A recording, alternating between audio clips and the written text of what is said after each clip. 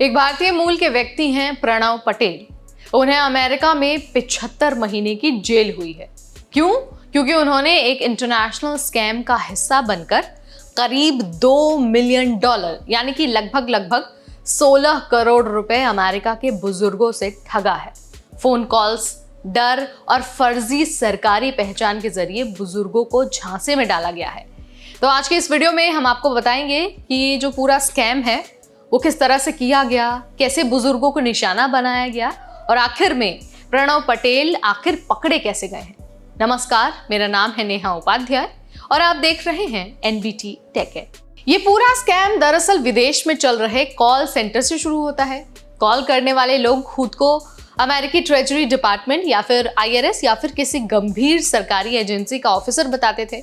वो बुजुर्गों को कॉल करके कहते थे कि आपके नाम पर गिरफ्तारी का वारंट निकला है, अगर आप तुरंत पैसे नहीं भेजते हैं तो आपको पुलिस पकड़ सकती है। इसी डर का फायदा उठाकर वो कहते थे कि हमें आपके पैसे या फिर सोने को सरकार के पास सुरक्षित रखना है, आप एक ऑफिसर को घर पर बुलाकर सारी चीजें हैंडओवर कर दीजिए। यही डर और यही भ्रम बुजुर्गों के लिए एक ट्रैप बन जाता है। प्रणव पटेल, जिसकी उम्र 33 साल है, वो न्यू जर्सी में रहता था, लेकिन उस व्यक्ति का काम था बुजुर्गों से पैसा और गोल्ड फिजिकली कलेक्ट करना। वो कार लेकर फ्लोरिडा, जॉर्जिया और वर्जीनिया जैसे स्टेट्स में जाता था और जो भी बुजुर्ग स्कैम में फंस चुके होते थे उनके घर से पैकेट लेता जिस पैकेट में कैश या फिर गोल्ड होता था। ये व्यक्ति कोई मामूली डिलीवरी बॉय नहीं था, वो कॉल सेंटर्स और फ्रॉड नेटवर्क का जमीन पर चलने वाला हिस्सा था। अमेरिका की जांच एजेंसियों ने इसे एक मनी म्यूल कहा है, यानी कि ऐसा व्यक्ति जो इल्लीगल पैसों की फील्ड में ट्रांसपोर्ट करता है। कोर्ट में एक बुजुर्ग ने गवाही दी और कहा कि मैंने पूरी जिंदगी की कमाई खो दी, मैं अपने घर की किश्त नहीं भर सका और मुझे घर बेचना पड़ा। जरा सोचिए, एक बुजुर्ग जिसे ये भरोसा था कि जो उससे बात कर रहा है, जो उसका सामने वाला व्यक्ति है, वो एक सरकारी ऑफिसर है और उसके जाल में फंस जाता है। और फिर जब हकीकत सामने आती है तब तक बहुत देर हो चुकी होती है। इसलिए अमेरिकी कोर्ट ने कहा है कि स्कैम ने सिर्फ पैसों की चोरी नहीं की है, बल्कि लोगों की जो मेंटल पीस है, जो सिक्योरिटी है और जो ट्रस्ट है, वो भी छीन लिया है। जब एजेंसियों को शक हुआ तो उन्होंने एक स्टिंग ऑपरेशन प्लान किया। उन्होंने एक नकली बुजुर्ग की शिकायत रजिस्टर करवाई और एक फर्जी पैकेट तैयार किया जिसमें नकली सोना था।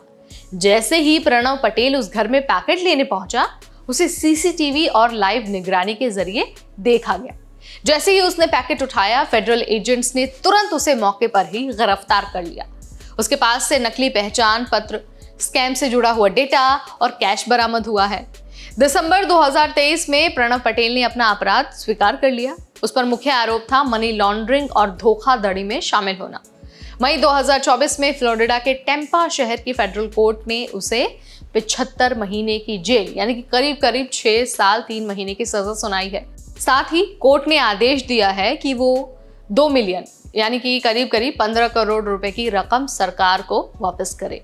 कोर्ट ने कहा है कि यह अपराध सिर्फ पैसे के खिलाफ नहीं बल्कि समाज के सबसे संवेदनशील वर्ग यानी कि जो बुजुर्ग लोग हैं उनके खिलाफ है। इस पूरे स्कैम की वजह से हमें एक चीज तो समझ में आ गई कि कोई भी सरकारी एजेंसी कभी भी आपको कॉल करके पैसा या फिर गोल्ड देने को नहीं कहती है। अगर किसी कॉल में डर फैलाया जाए, धमकी दी जाए तो उसे आपको तुरंत रिपोर्ट करना है। अपने परिवार के बुजुर्गों को ऐसे स्कैम्स के बारे में जानकारी दीजिए, उन्हें जागरूक करिए और बताइए कि उनको क्या करना है, क्या नहीं करना है।